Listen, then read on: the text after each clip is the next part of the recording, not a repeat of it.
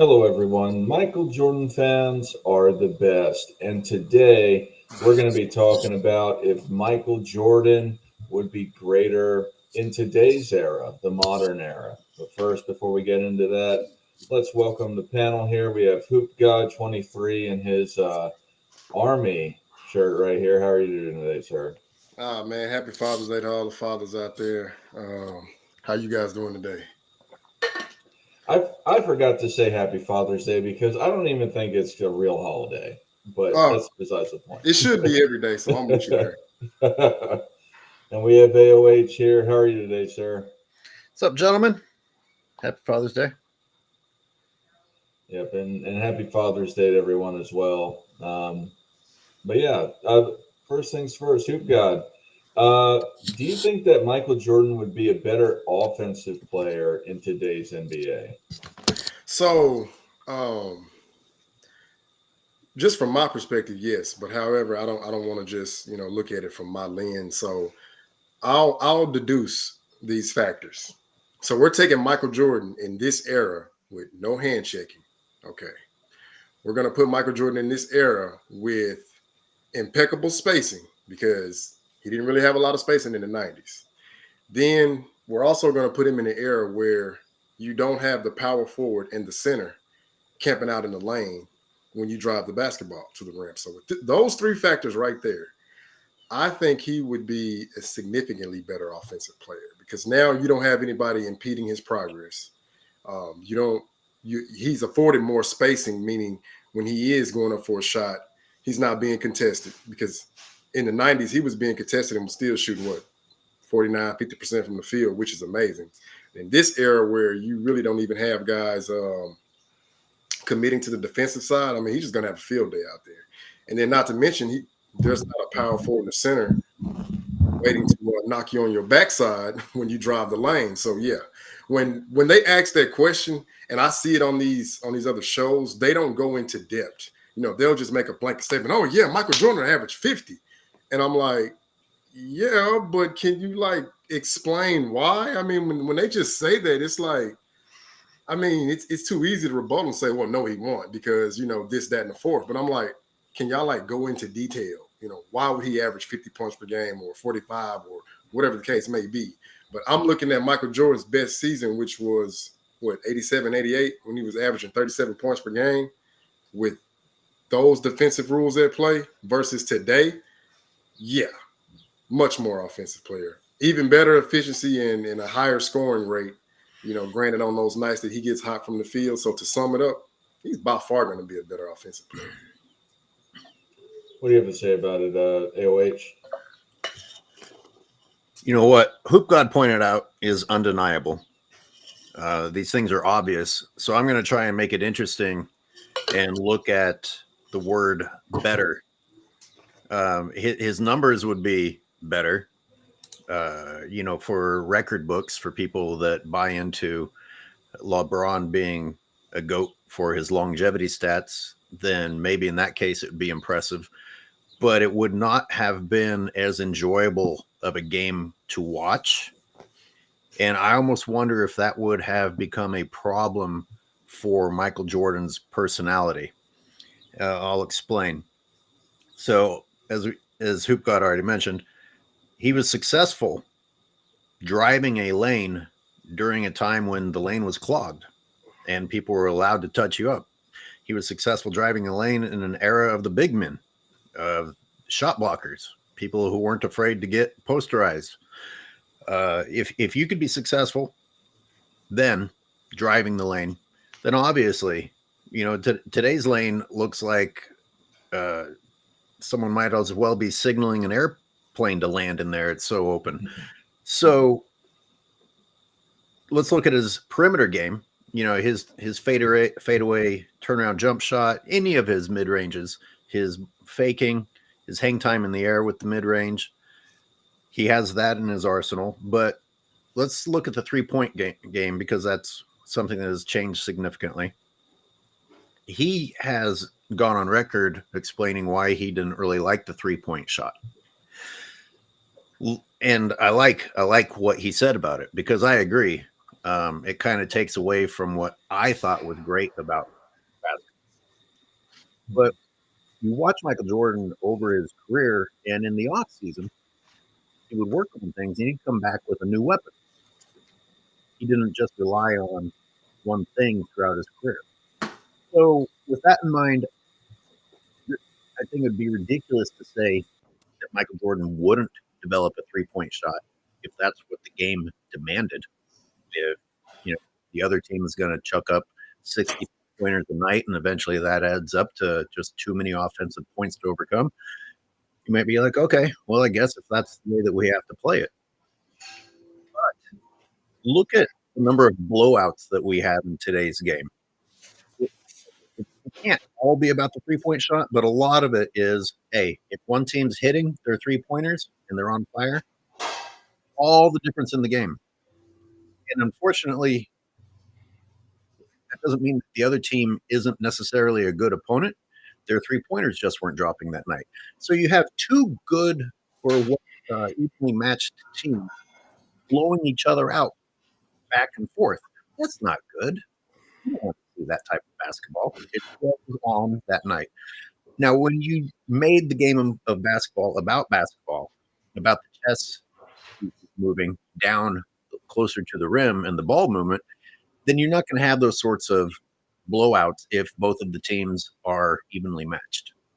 So I think Michael would have gotten bored sooner.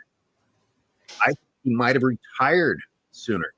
If in fact you believe the personality type that is portrayed of Michael Jordan as this competitor, and even the reason that he gave for retiring the first time, saying basically there's not much challenge left for me. Imagine how much sooner he would have gotten bored playing in today's type of game. No, that's a great point. And like you said, I agree. Basketball is just not basketball anymore. It's a 3-point contest where if somebody's hot, they're hot. And when they're scoring in the paint, it's because it's just a wide open drive for the most part. Like Hoop God was saying, there's nobody really in the paint that's playing defense, regularly speaking. They just, any sort of big man defense is usually on the outside for pick and roll coverage, or something of the like, some sort of switch, maybe on an off ball screen. And there's not a lot of defense down there. So to your point, the game is a lot less physical. Michael dominated with creating space off of people, even with the hand check. And this is, I'm not going to say this would be the case, but he had that, patented. Oh wow, the camera just like went all over the place. Follow me, camera. Oh, my stuff's going all crazy over here. Anyway, he would roll off of the guys with the hand checks, and he'd be able to make all of this sort of space. I don't know if thinking about it, I don't know if he'd be able to do that, but that's just one of the things that I'm thinking of. In regards to his offense, if that would have changed or not, I'm sure he would still be able to do absolutely fine with or without that. But just as a more technicality, that's something I was thinking about that he may not be able to do. But that's just a sidebar. But yeah, I don't even know if he'd want to play like AOH is saying, because it's boring. It's boring to the viewer, let alone the player. Like I get bored playing. I'll smoke these kids in the gym, and it's boring because they're so predictable. They just take these 3-point shots, they miss half of them, and I'll beat them taking mid-range jumpers. I don't even go in and use my body because I'm a larger person. I'll smoke them just taking jump shots, but they rely so much on this 3-point shot that I don't even defend. I can only imagine what it's like in the pros having to do that 82 times a year, or if you play that much, which they don't, but that's besides the point. I can only imagine how I would feel just playing defense on that. And if I was told that I have to sit around and virtually just shoot 3-point shots, that would kill me, man. That's not something that I would find entertaining. It's hard I play basketball to get a sweat at this point. I don't even play that hard because I'm older. I'm not trying to get hurt. So if these kids put any sort of physicality on me, I just kind of I won't fight him. But yeah. Hoop God, do you think that Michael Jordan would be better on defense? Yeah, see, that's the touchiness right there. So going back to what I said earlier, Michael Jordan still growing up with the same, big brother who would consistently beat him until he was able to, ultimately defeat him, which drove that competitive nature. And then Michael Jordan going to North Carolina under the same circumstances, wanting to be the best, challenging whomever it may be, like James Worthy articulated, he was the best player for like the first 2 weeks. So if I'm going to take all those factors into play, I do believe he still would be a great defender. Now, as far as the competitive drive, I think Michael Jordan would have had to seek out a rival to take him over the top. Because we saw in The Last Dance how, he would just make up things in his mind, to give him an edge. Well, looking at the climate of the game today, right, we only see maybe a couple of guys with that type of mentality, outside of the, the guy that wants to be buddy-buddy with everybody and initiate this hug fest, to quote Stephen A. Smith. I think Michael Jordan, he would seek out, the rivals like Anthony Edwards or Jamal Murray or Ja Morant, just those guys that he knows is going to bring out the best in him, start, a little bit of chatter and then, this, that, and the fourth, like, yeah, you can't do this and I'm going to shut you down. So I do believe he'd still be a great defender. However, it's just, the climate that he's in. That's the only thing that I would kind of not be able to definitively say, yes, he would be this type of defender that he was from the 90s. Because if you look at it, just about everybody played like that back then. I mean, ultimately, the Bad Boy Pistons, they were the pinnacle of, having that rough, tough dog mentality. I mean, granted, some of those guys were dirty, but I appreciated it because it's like you gotta have that level of adversity to take you over the top. So when you meet another team like the Knicks, you have a resource to go back to. Okay, hey guys, this is how Detroit played us. This is how we're going to adjust to what they're doing and take them down. The 98 Pacers, now, they weren't really playing with those dirty tactics, but they were physical. People go back and watch that series. That's why it went 7 games. Not to mention Mark Jackson being the point guard for both teams that took them 7 games, but they were very physical, And I think that's what brings out the best in a competitor. It's like somebody trying to push you to the brink. And it's like, no, I'm not. You can knock me down. I'm getting right back up. I'm coming right back at you. I don't really see any team doing that today, if that makes sense. So it's like, would we see the best version of Jordan on defense? Probably not, because, we don't have those hard-nosed guys that's going to push him to that level. It's like he would have to try to manufacture something in his mind, to get him going. Like maybe look at a tweet from a dude with a burner account that got 5 followers. Hey, Michael Jordan, you can't guard Ja Morant. He literally had to go to those measures to be like, say what? Okay, well, let me go out here and strap this guy down. So to sum it up, I think he'd be he'd still be a really good defender, but we probably wouldn't see that level of defensive intensity that we saw from the 90s. Granted, it's not the same climate that we're in, unfortunately. What do you got to say, OH? I was going to ask both of you guys. It's too bad that the panel is small this morning. I wanted to ask you guys if you've ever yelled at teammates. Oh, yeah. Yeah, definitely. Okay. And I've been yelled at too, just to clarify. Yes, I've done the yelling and I've been yelled at. Yeah, and it's not necessarily a bad thing. Sometimes, I remember the last dude I yelled at. I wasn't trying to be mean, but he was huge. And he was letting people take the ball from him underneath. And I was like, dude, you're a fucking giant. That's your ball. Hold on to the fucking ball. And it's criticism, but sometimes you need somebody to wake you up and be like, come on, let's see the best that you have to offer here. And, these weak ass LeBron fan people will be like, oh, MJ was an asshole. I'm like, he was a competitive teammate. I'm like, if you can't handle being yelled at for the sake of winning, then you don't belong in the sport in the first place. And anyway, what I'm getting at is how would MJ even want to be in this league with these personalities now, where they got to take to Twitter if a teammate says something that they don't like during a practice? And I was just seeing some of the clips of LeBron James shoulder bumping his past coaches. The amount of disrespect that exists and is allowed to happen in the NBA right now, it's hard for me to imagine someone with MJ's personality lasting. Yeah, no, I get what you're saying, and for me, I joke a little bit with this, but at a time, whenever I would talk to my peers or subordinates or whatever in my job, I don't know if you know who Dan Pena is. He's he calls himself the $1 trillion man. He's like this financial coach. And his slogan, instead of Nike's "Just Do It," is "Just effing do it."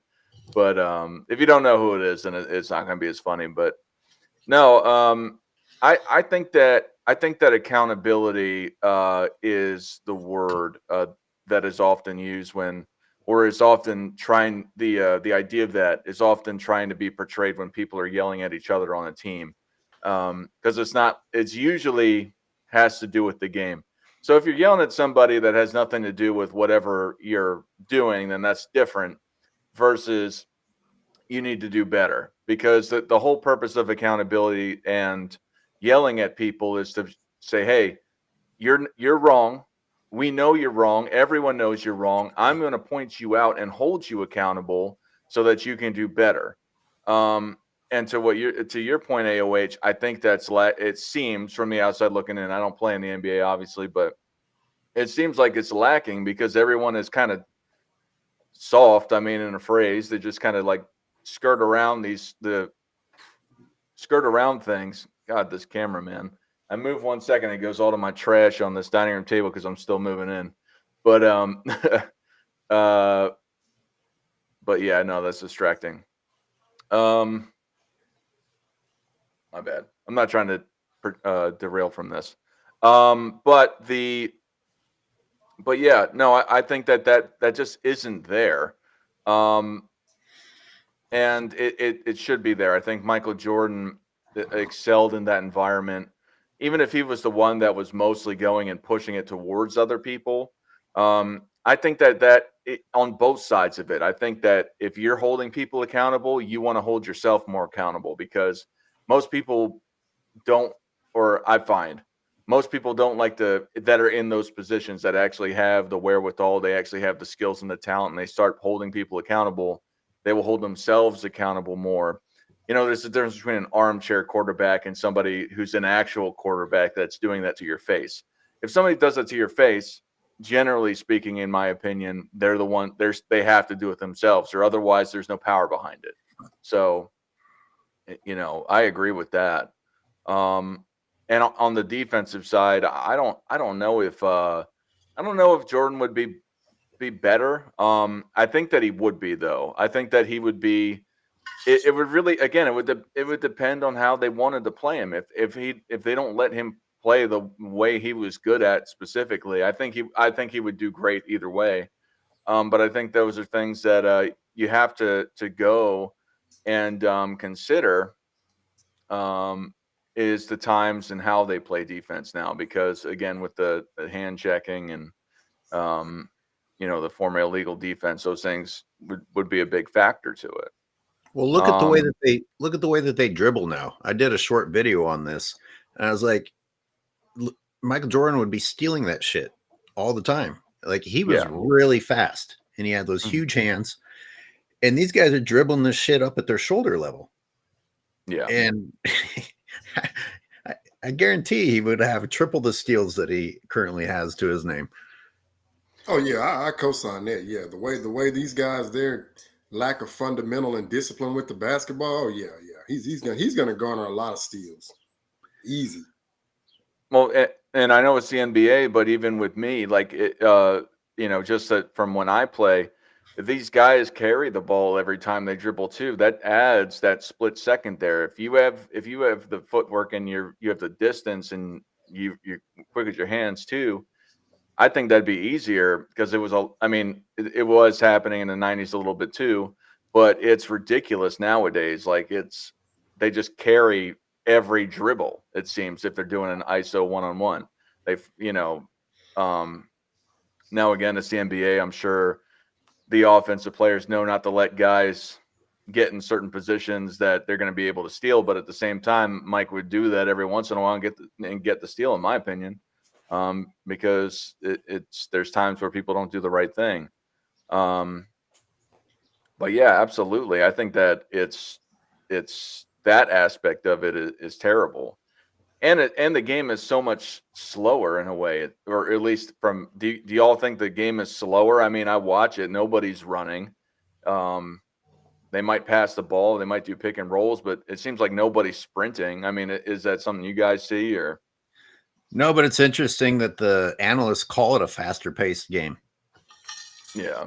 I guess if you mean get across half court, chuck up a three, and then do the same thing on the other side repeatedly, then that's faster paced. But yeah, as far as no, not in any other way. Yeah, it's crazy. Sorry, go. No, I was just gonna co-sign what you guys are saying. I don't think it's a faster pace at all. Like, I think it's a misconception with all the three ball attempts. Like you say, racing to shoot a three, where you don't even really see like the fast break execution offense. Like, I'm seeing now where guys will have the numbers advantage, 2-on-4, 3-on-1, and they're selling for three when it's always been attack the basket.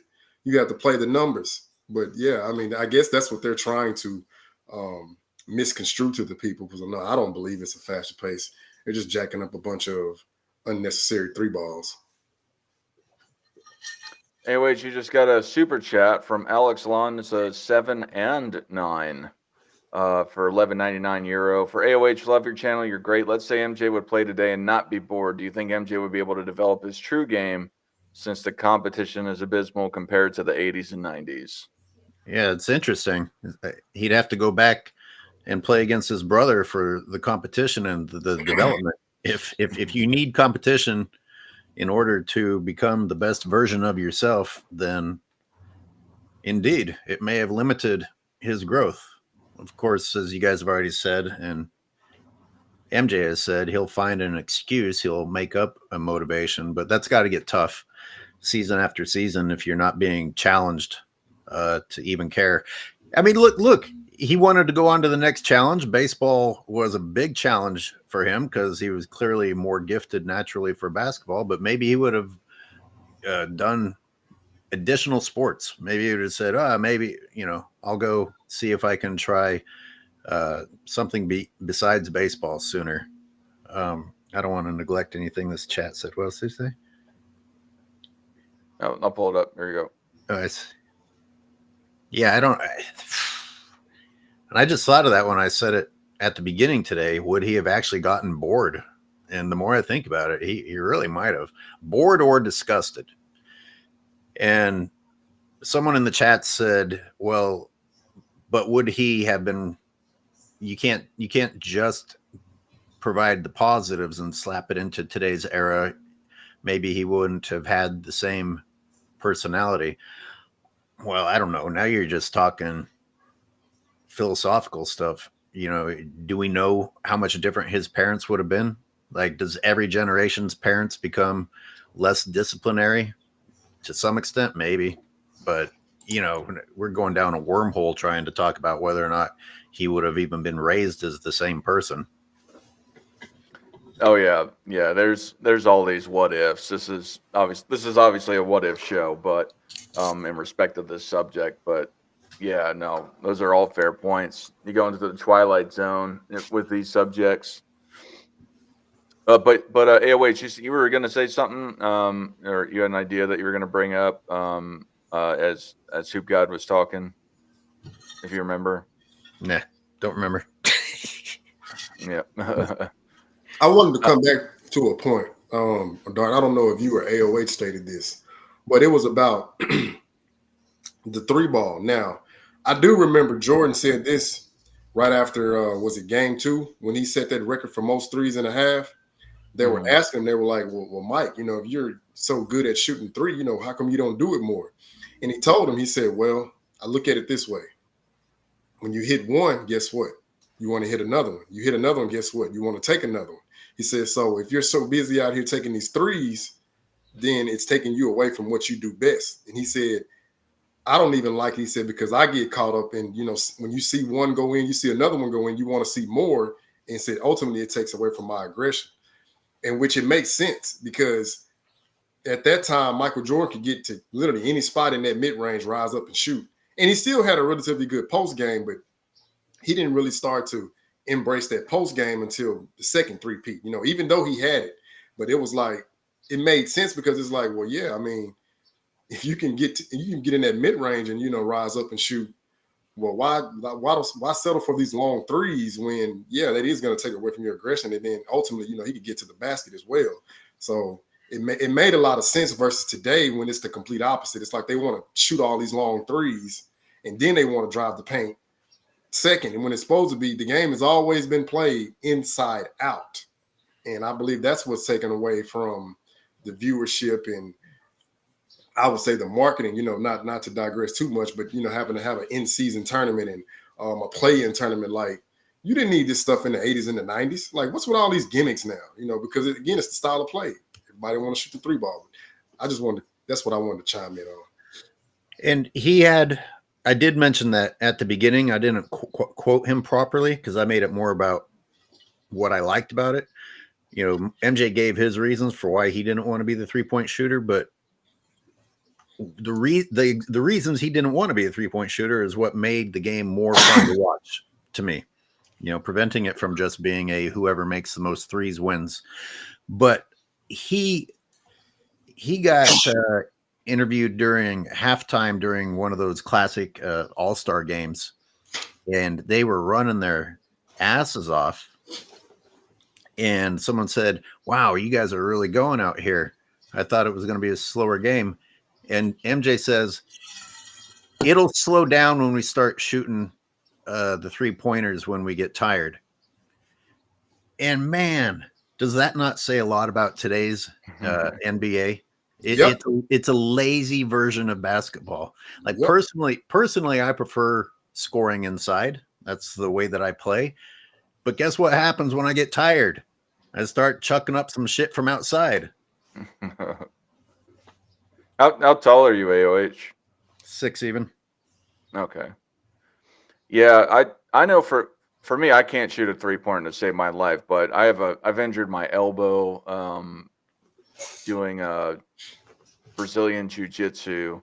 I had somebody really hurt my elbow some time ago. So whenever I shoot a jump shot, I'll go and I put a lot of pressure on my elbow when I'm shooting. That's how I have a set shot versus a jump shot. So I put more of my power in my arms, but I can't shoot a 3. I have to change my whole shot. I have to drop the ball like lower in the pocket and just release way more on an arc, which may not be a bad thing, but it's a completely different shot for me.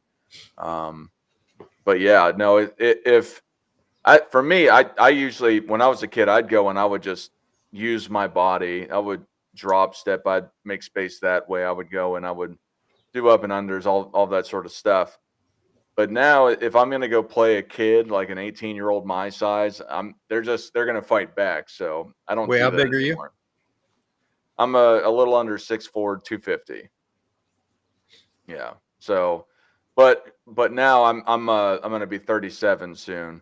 And last time I rolled my ankle, I just haven't been able to get back into it the way I was. And it was because I would sprint up and down the court. I would way outrun everybody. I'll still outrun people, but the sprinting on the court, and I'm just afraid to get injured again because Dart, are you hooping in high tops or low tops? So I started playing in high tops.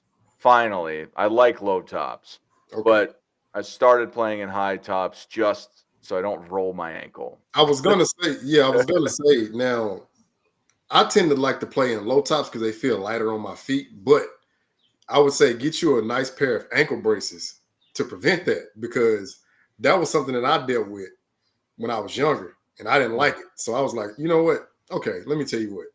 If I'm prepared, like they say, if you stay ready, you don't have to get ready. So I just started just, wearing ankle braces. No more ankle problems. But I was just thinking about that when you said it. I'm like, I'm wondering, is he playing in high tops or low tops? Yeah. No, but no, I have an unrollable ankle on a sidebar, or I think it is. I'm sure it is rollable or breakable, but I'm pretty sure I did it so bad once that it's really hard to do it again, because my one ankle is 4 times the size of the other. But no, but yeah, I'll take jump shots to the point of what AOH made. That's usually what I'll do. Is I'll go and I'll just do a hook shot. Like I'll get some space and I'll just do a hook shot, or I'll go and I'll take jump shots. I don't try to make space with my physicality anymore, because these kids are going to fight back, and I don't have the energy for that. I'm not trying to get hurt. On a sidebar with that, do y'all think that MJ would be as big of an icon as he was back in the 90s today?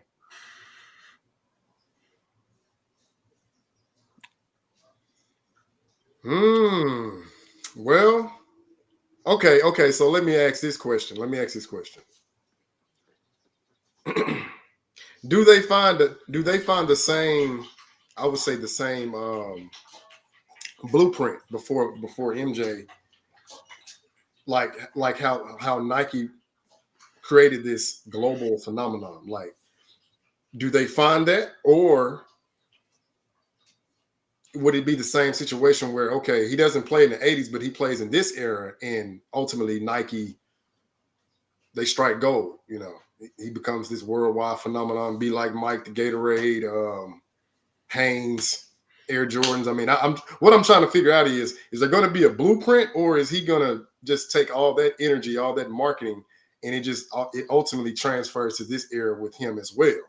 Because I'm really trying to figure out how I'm going to answer that without knowing, okay, does somebody else set that blueprint and lay the foundation, or it's make believe land? What do you think? What do you think it would have? Do you think he would have done it, or there would have been a blueprint? I'm gonna let AOH tackle that, then I'll come back after that. And well, now I can't get out of my head what that one person said. Would he have even been who he was? If you're talking that many generations later, and in my opinion, society has been on a down steady decline in terms of lack of accountability. Everyone's afraid to offend everybody, which means that now you can't criticize people, and criticism is what makes you better. You need to be able to take criticism. So, of course, in a planet full of people who just yell, "Oh, you offended me," if they get criticized, then nobody's getting better. So what if Jordan was the Jordan from the past that we love today? Yeah, he'd be an icon, because he would be this thing that's different, completely different from everyone else. And you get fatigue, and you get people that would be like, wow, look at this. It's so much different than everything else that we're looking at, and all these whiny bitches. I mean, we talked about this in a past episode.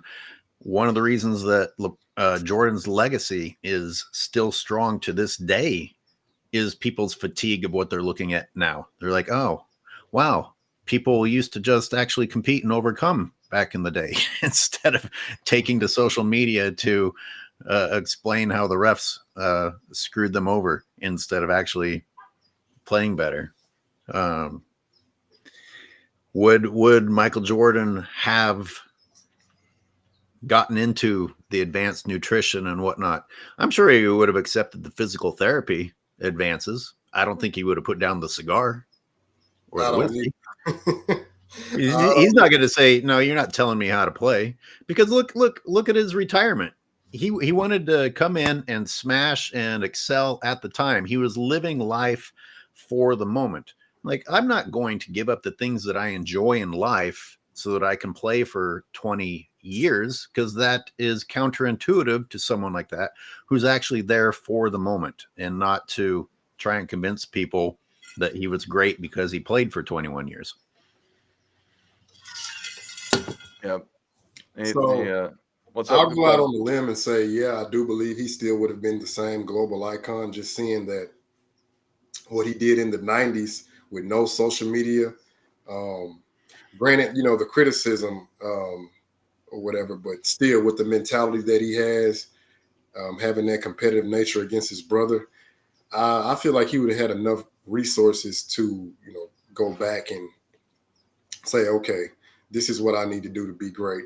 Because again, coming into this era now, we also have to factor in, well, he is going to have the 3-ball from middle school, junior high, high school, college. Not saying that he still wouldn't develop that post game and mid range, but if he's shooting 36% from the field in the finals, that's his average. Well, I would have to say in the regular season, he's going to be hovering 37, 38%. He may have a few seasons shooting 41%. But if he's shooting in that era back then with the limited amount of spacing, well, I would have to say outweighing the odds with more spacing and less defensive impediment. And yeah, those numbers are going to go up because, again, we know he's going to put the work in. We know Michael Jordan is not going to be taking pictures about his workout, and getting these syringes and stuff like that and having his name being bandied about with performance-enhancing drugs. Michael Jordan is going to stay away from the cameras and just work on his game. And then we're going to see the results in the regular season. That's how he moved. That's how he operated. So, yeah, I just have to go out on a limb and say I believe he'd be he pretty much would be the same phenomenon that he was from the 90s. You just have to add in the social media aspect and, people having, I guess, more access to him. I don't know. He may not have Twitter. He may be one of those guys that doesn't have a page for that, because not everybody is doing it. Like Kawhi Leonard, for example, they'll bring him up. Like Kawhi Leonard doesn't have social media, so who says Michael Jordan would have it? That's a good point. If we take his personality and just slap it into today, he probably wouldn't. Right. And he was very smart. Oh, yeah. You see, he gets a microphone thrown into his face out of nowhere, and he usually nails it. Yeah. He did say some things in his career that he probably would have reworded, looking back or knowing that people would have taken it as seriously as they did. But I'm sure that he would have adapted in the age of social media to make sure that he doesn't ever mess up. and then I just thought about something. Hey, wait, you made me think about it. Remember when they had won the first championship and they were on their quest to win the second one. I think MJ kind of figured out how the media plays these mind games because they were talking about, I think he was being interviewed before the Portland series, and he was basically telling the reporter like, well, we understand what, our very small issues may be, but what we said, but what we're not going to do as a team is allow the media, to try to get us discombobulated and, cause a lot of confusion. So knowing that Michael Jordan knew how the media played games, I believe, he's taking that personality to this day and time, knowing that, all the little social media critics out here, like, I'm not even finna entertain myself with you guys because you're nothing but a distraction. Hey, we got a singular focus, get to the finals, win, everything else is irrelevant, So, yeah, I believe with that same mentality, he would understand how the guys on not Undisputed, I'm sorry, First Things First, Nick Wright, Chris Broussard, of course, ESPN. He would know how to block out that noise because he knows, okay, you guys are nothing but another form of the media from the 90s trying to stir the pot, cause some division. No, not even gonna let that happen. So I was just glad you brought that up. It just made me think about that. Yeah, I think he'd have similar icon. And to y'all's points, I mean, even today, he doesn't have social media after it came out. So, granted, he was younger at that point. He may have been more influenced to do it. But y'all used the Kawhi example as well. But just to the point of it is that I think that the icon would have been similar because he was even different back then. I mean, that was one of the things that helped sell him, propel him, was all the things that we're talking about even to this day about him. It was different than many people back then. Now, granted, there it was a similar culture and style of what was accepted or what was applauded in respect to, I guess, living more, I guess, taking a harder road in some respect, if you want to put it that way, being accountable, holding people accountable, doing the right thing when it's hard. And like what's been said is that I think in today's society, it's about protecting feelings versus protecting whatever the foundation of what you're working for is. If it's basketball, being better at basketball versus getting yelled at. But I think it would be similar. But do you think that is there any way that either of you see Michael Jordan's personality being wildly different? Again, like, this is make-believe land, but let's say he had a similar upbringing in respect to how his parents treated him, imposing technology. Do you think, is there any way that you all see that Michael Jordan would have been soft per se? No, Yeah. not really. No, I don't think he would have been. Again, he's coming up with the same environment, same father, same older brother. Nah, because I didn't come up with the older brother, but I came up in a similar situation, having a strong-minded father. And they teach you that, hey, what other people's opinions about you, it doesn't write you a check. It doesn't help you in any type of way, so why do they matter? So nah, I don't believe he would have been, because again, these things are instilled from childhood, upwards. And when you're raised a certain way, people's opinions don't really move you to the left or to the right. Absolutely. Is there anything else you guys want to talk about? I was going to drop the link otherwise, accept callers. Let's get some callers in here. All righty. Yeah, while you're doing that, I was thinking about what Jerry West was saying. That was like ultimately who I was paraphrasing from on the first topic we discussed about Jordan, because I heard him mentioning that Colin Cowherd had replayed a clip back from 2020, and it made me think about it. Like, I mean, he's doing this against the Detroit Pistons and, of course, Larry Bird Celtics. And the level of defense, being able to body up and hand check and hard foul, I'm like, I can imagine. Vado un attimo live nel stream. Welcome, Alessandro, the Hey guys. seemingly undefeated MJFB Summer Debate League guy. He's got a win over me, and it looks like he's going to get a win over Robin. We'll see. But how are you today, sir? I'm fine. It's actually the first time I'm able to watch the live at this time. So I want to say hello to everybody. Hey, how you doing, bro? I'm doing great, thank you. You? And the super chat that was from me, the super chat for AOH before, it was from me. Oh, thank you.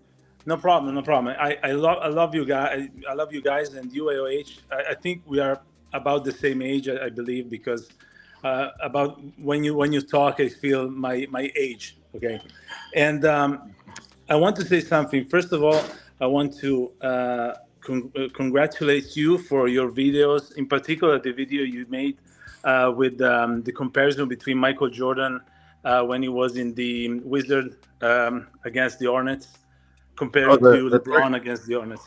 The 38-year-old comparison? Yeah, and cool. It was really great. And I think that and I'm really serious about this, I think young guys, they should watch that video over and over again to understand why LeBron James is not even in the top 10, because back then Michael Jordan was the greatest in his time. But the thing is that most of the people in the league, they were playing like that. So LeBron, the way he's playing right now is just ridiculous, in my opinion. Just waiting, it's stupid. I don't know how to put it. And I want to ask you something to all the panel. I believe, as I said in my comment, that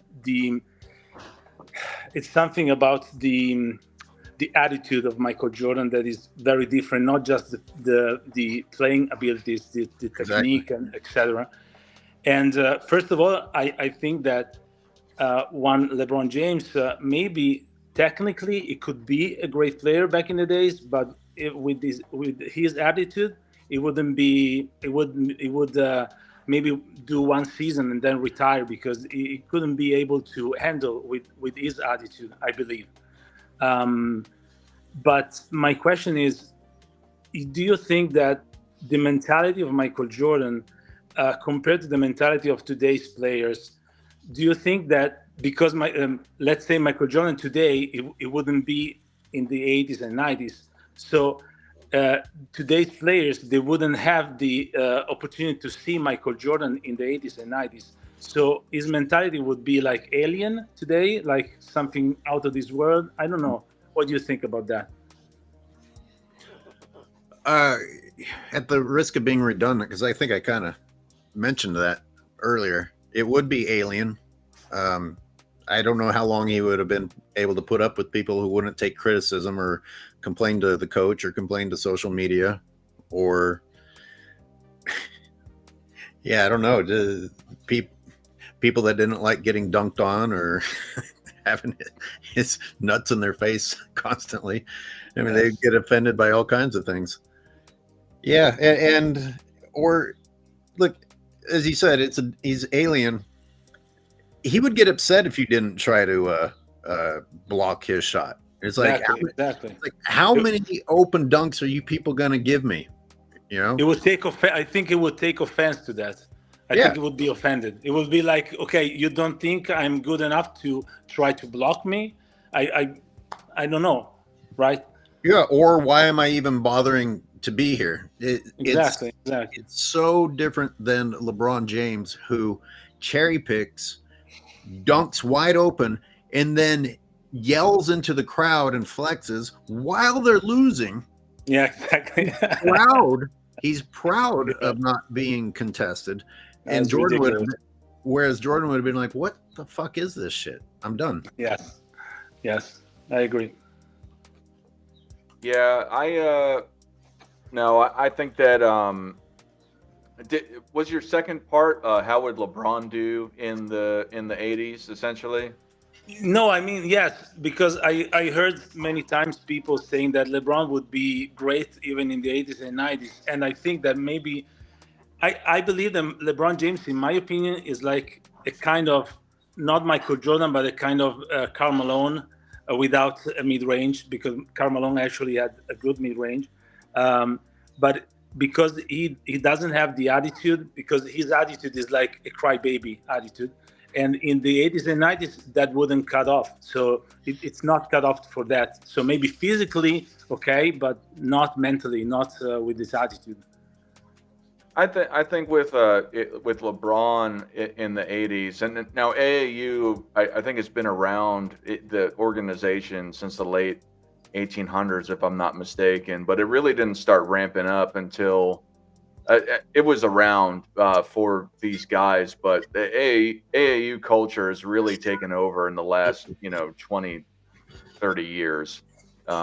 I mean, it existed back then, but I was reading up on it for a show that I had done recently. It's a completely different world versus when it was around back in the 70s, let's say, when Michael Jordan would have been part of it. Yes. And we got FYF Sports here in the background. But I think that if LeBron went, it would have been different because it wasn't as big. I mean, LeBron, you had heard that he would gone in and that he had lived with one of his coaches, if I'm not mistaken.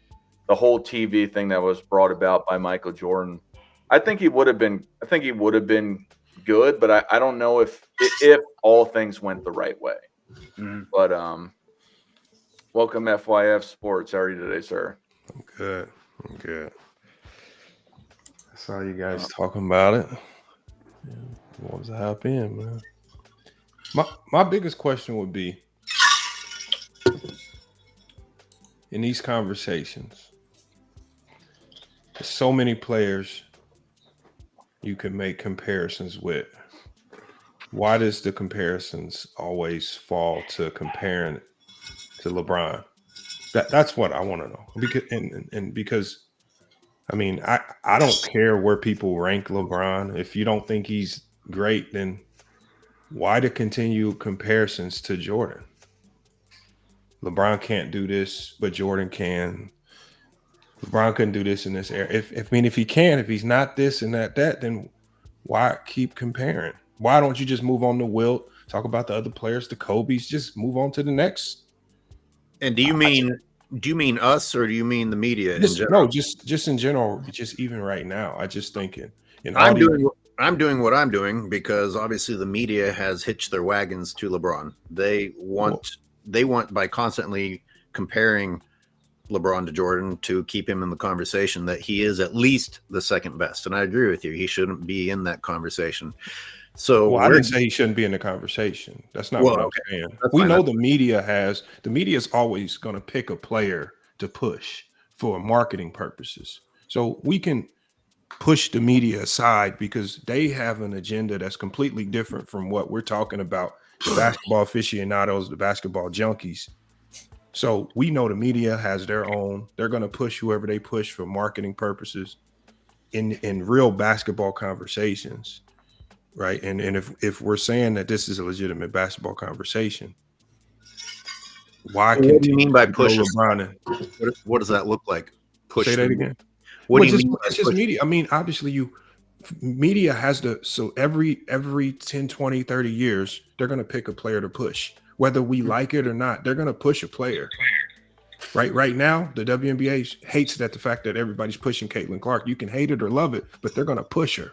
Right, she's going to get that push from the media, whether she's the GOAT or not, because right now she's just the chosen one. So I separate what the media does from real basketball talk, and I just think that if there's other players to compare to Jordan, is there another player we can have this conversation about that we can nitpick that might belong in the conversation? Sure. Yeah, I don't, and I've talked to you about this, FYF. I think dominance for me is about titles, what you've earned, what you've won. I think awards are overrated, like the MVPs, the All NBAs, the All Defense. A lot of those things matter to people, but those are voted on, and most of them don't have any criteria.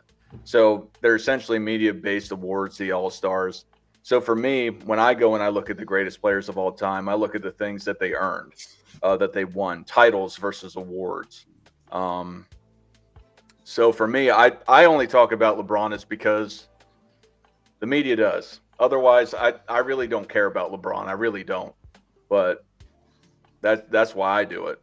I wanted to chime in too because FYF made a great point.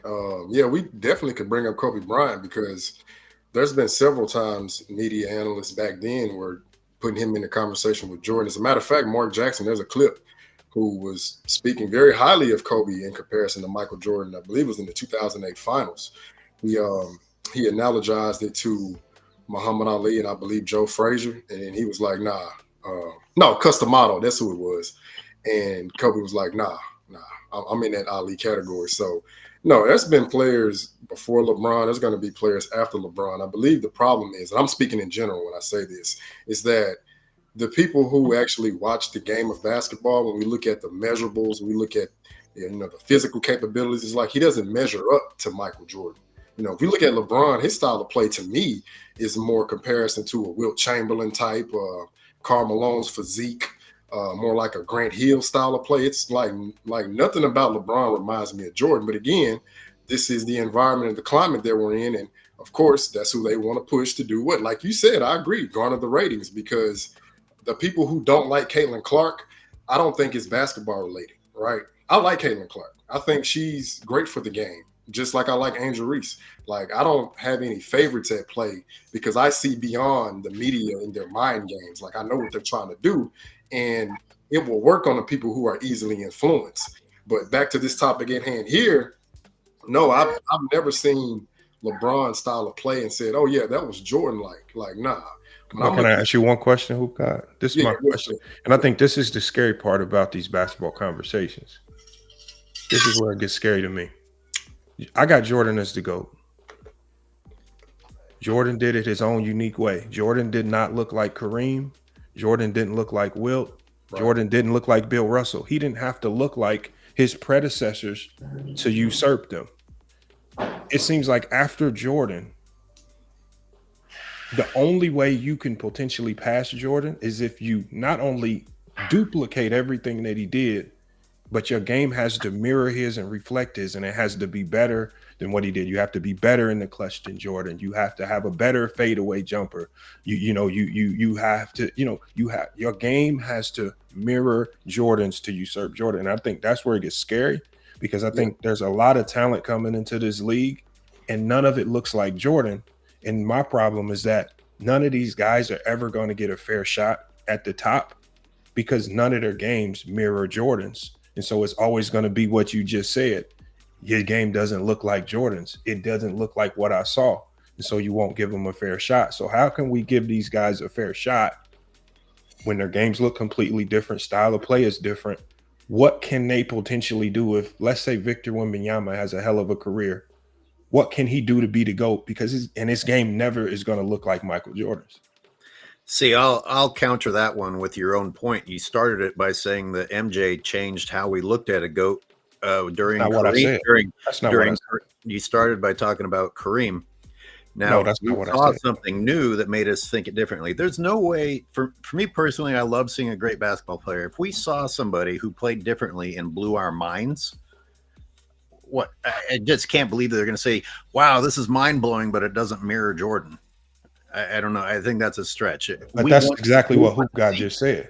That was my point. He said LeBron is great, but it doesn't look like Jordan. That's what he just said. That's why I was addressing him. He said that. And I said, I'm that's gonna the come back scary to that part when AOH finish, because you said something that kind of like, I don't know, the light bulb went off, but I don't want AOH to lose his spot. Well, one other thing happened. It's not just that we have this ongoing conversation about who the GOAT is, or that we're not talking about the right people necessarily. It's that the conversation came into existence at all, because I don't remember when Magic was the one of the greatest. I don't remember people always saying, yeah, but is he better than so-and-so? That's something that came later. I think maybe I'm not old enough to remember, but I don't remember it being a priority for people to say, yeah, but is he the best ever? No, it's just like we're really enjoying what we're seeing right now. But maybe I don't remember. I think the whole who is the GOAT thing became prioritized later on. Hey, so FYF, everything that you were saying about having a better fadeaway jumper, being more clutch, just having that dog mentality. With all of those factors that you mentioned, what player does that remind you of? Just when you're visualizing that, when you were speaking on Jordan. So that particular style of play is Kobe. Okay, now stay with me. Doesn't necessarily mean, and that's what all I'm saying is, because I don't want to go player for player. I'm not trying to compare who's better or not. What I'm saying is, if another player comes along and his style of play is completely unique from Michael Jordan, his game is completely different, are we penalizing these guys because they don't look like Jordan? Now, are we going to give them a fair shake? That's what like Jordan. Yeah, that's what I wanted to chime in on. I'm glad you brought that up, because we have to look at it like this. Now, what you said, I actually agree, because before Michael Jordan, what was the standard of winning, or what was the paradigm? You had to have a great big man, great little man, right? If we go all the way back to the beginning, you had Cousy, you had Russell, you had West, you had Chamberlain, you had Oscar Robertson, you had Kareem, right? Then you had Magic. I mean, not Kareem, I'm sorry. Oscar, Oscar Kareem, my bad.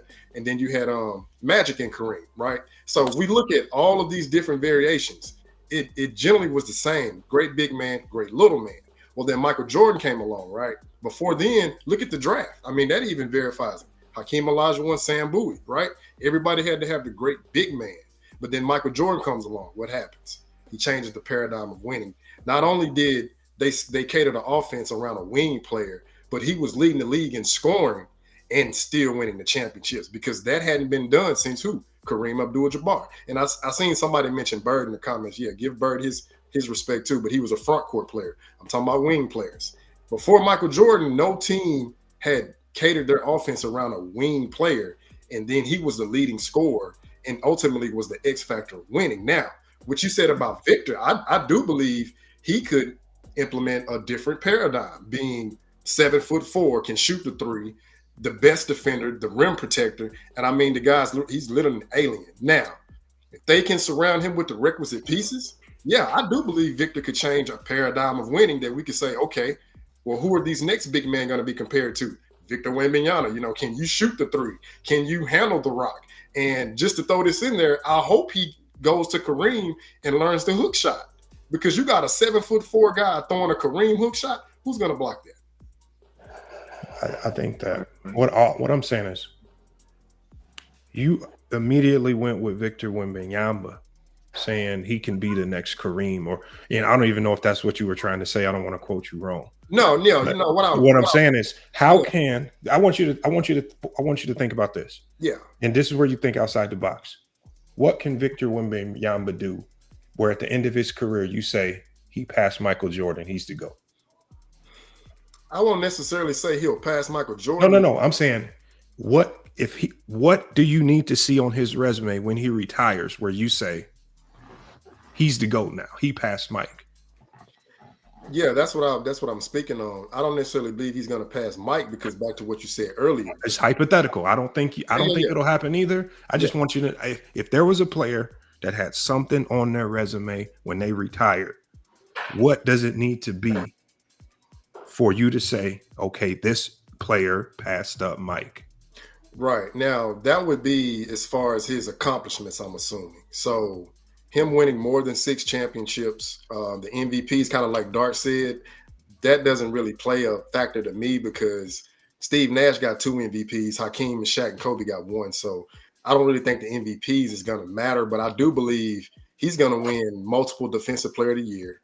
I will go on a limb and say, okay, if they can, I got a better one for you. They win 4 straight, just 4 straight. I honestly believe they would put him, we've never seen this before, right? So just by that metric alone, I believe that could put him up there on that mantle. The reason why, Kareem had 6 titles. Jordan had 1 3-peat, and they already said he was the greatest of all time. And Kareem still had 6 more titles. But I do believe if Victor can go on 4-peat, 4 MVPs, no losses, 2 or 3 Defensive Player of the Years, I could legitimately see them saying he's the greatest player of all time. And what would make, and I love that you said that. Now, what would make that particular body of work better than Bill Russell? Because he did everything that you said tenfold. Yeah. He was the absolute most dominant defensive player we've ever seen. Yeah. He you talk about revolutionizing the game, he revolutionized the block, the fast break, defense as we know it.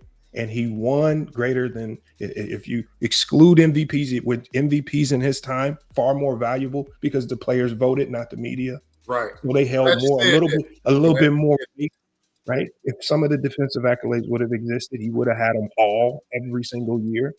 So he did. So, and this is what I'm saying. He did everything that you just said tenfold. Do you have Bill Russell as the GOAT? No, because you have to look at Victor's offensive prowess. That would separate him from Bill. And then I know Bill was like, I would say slightly above average, because people would have to go back and watch the games to, understand. But yeah, see, Victor's like, it's like, to me, he's just as talented offensively as he is defensively. And that would be the separator. And then again, you're looking at the era that he's playing in against, granted more teams, not to penalize Bill, because I mean, he played who he played against, but factoring in this era, this style of play, we haven't seen a guy 7'4" that has like guard-oriented offensive abilities, but then he also has the great low post ability that a traditional big man needs. And then ultimately, he could just literally control the paint down low. I mean, so the ultimate decider for you wouldn't be championships; it would be the offensive bag. Well, yeah, championships would play, but when you're scary. Yeah, when you go down that road, that's gonna get scary. Yeah, no, I'm saying when you're saying Bill Russell is what I'm speaking on. So I'm looking at, his offense is gonna separate him from Bill. But yeah, ultimately, I mean, if we're gonna go in a general perspective, Herm Edwards said this: you play to win the game. So yeah, it would be championships, but I was speaking more so on Bill Russell on that part, what would separate him, because I think but wasn't Bill in his own right a great offensive player? He just did it in a different way. Do you have to score the ball to be great? He was one of the best big playmaking big men ever. He scored when he needed to. He was called. He was Mr. Game 7. I mean, he never lost a Game 7. He when he needed to, like, he was offensively great in his own right. And so then we get to, I think that's why I say it gets tricky, because if you have a criteria of winning, I just think this is where I think Bill gets completely disrespected. Like he gets more disrespected. I mean, I hear people talking about LeBron. I think Bill needs to be that other guy. He has the resume that dominates everybody. I mean, I agree. I got Bill in my top 6, so I'm with you there. Real fast, Lamont.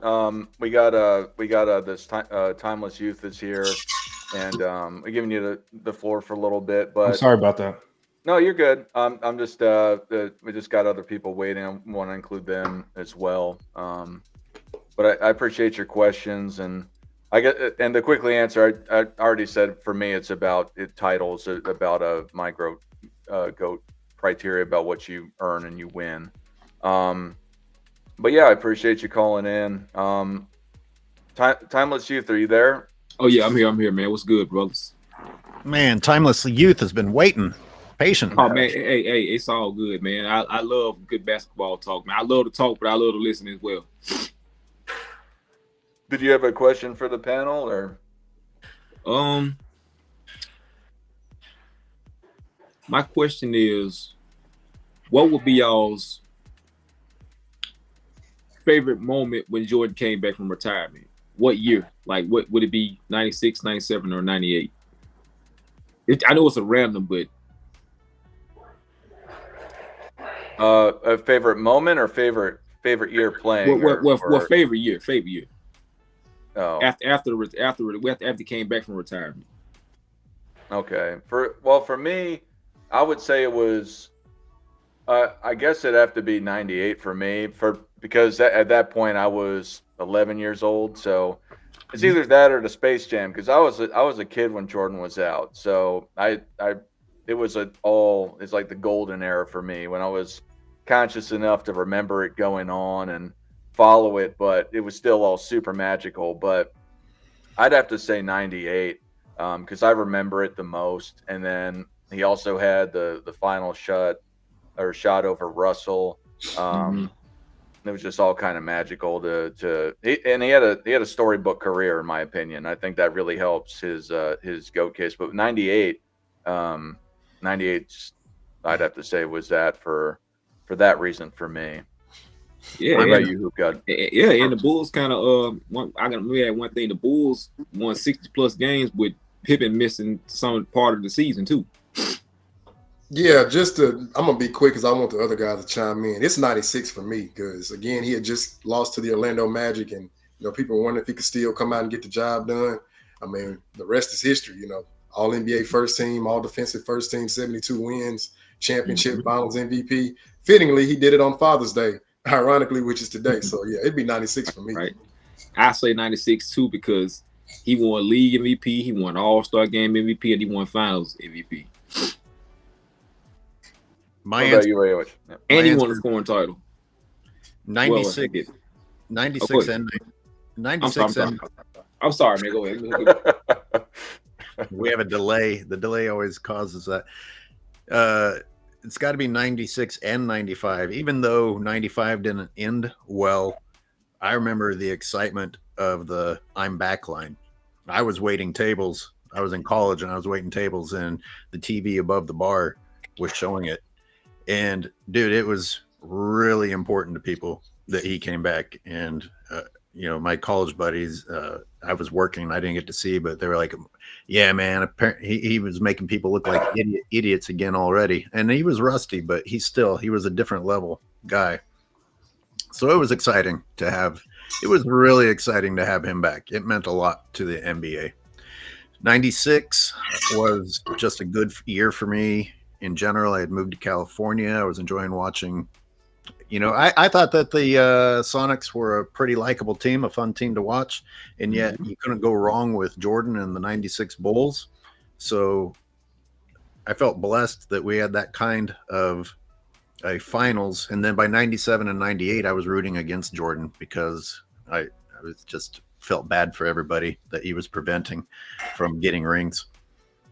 So it can't be 97 or 98 for me because nostalgically I look back at it and say, yeah, I was still really enjoying that, and it was because of Michael Jordan being there, but I was rooting against him at the time, so I'd probably be lying to say that I had favorite Jordan moments.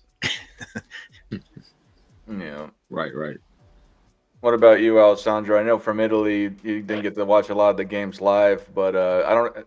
If you want to explain more about that, were those games live over there, the playoff games, or?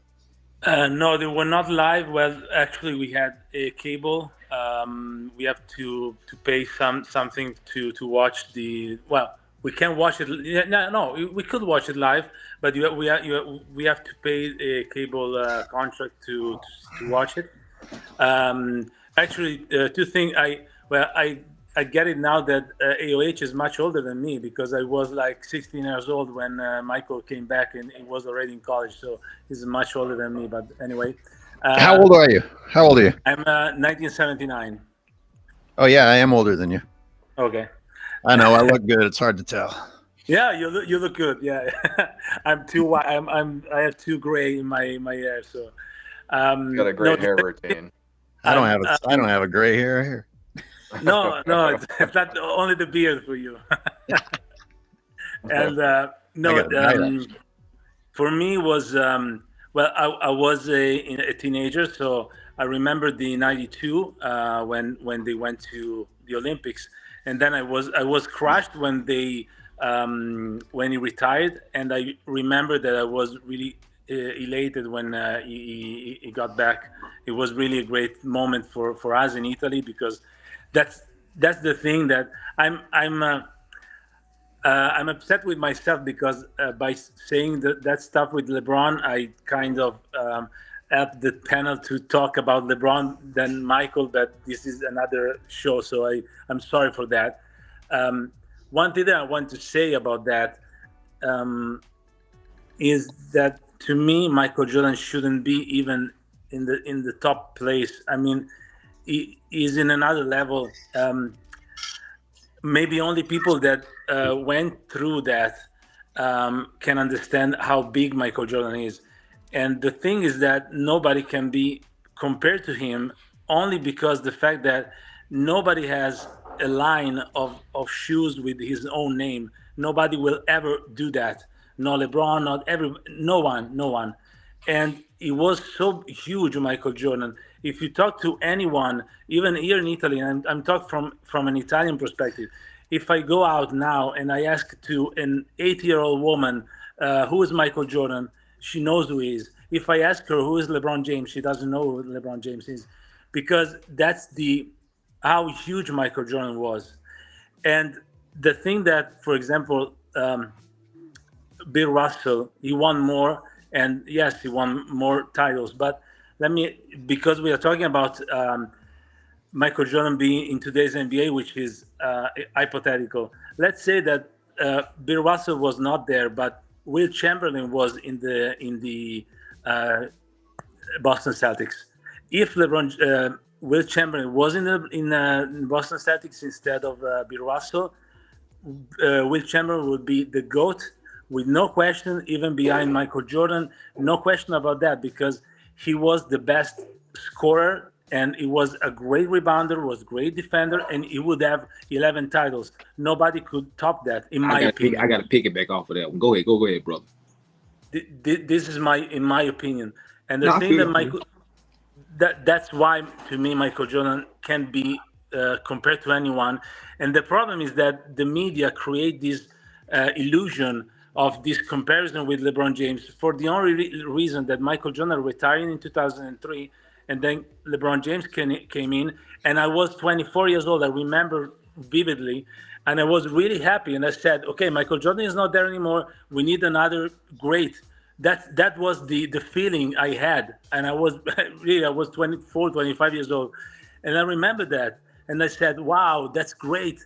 The new GOAT of the NBA. We didn't call it GOAT until the next the last few years, but that was the feeling. But then when I started to hear this guy, it was like 19, 20 years old. They were talking about him like he was bigger than Michael Jordan. He didn't even win one title. And I said, why? Who are you? I mean, let's go and win some titles, and you win maybe 2 or 3 times the scoring title, and then we talk. And that's, for me, that's the point when LeBron James is out of the question, because you didn't win anything, and the media, they already put you on the top of who? You're not top of anyone to me. Yeah, at a minimum, it has to make you suspicious. Yes, that's the reason. That's the reason.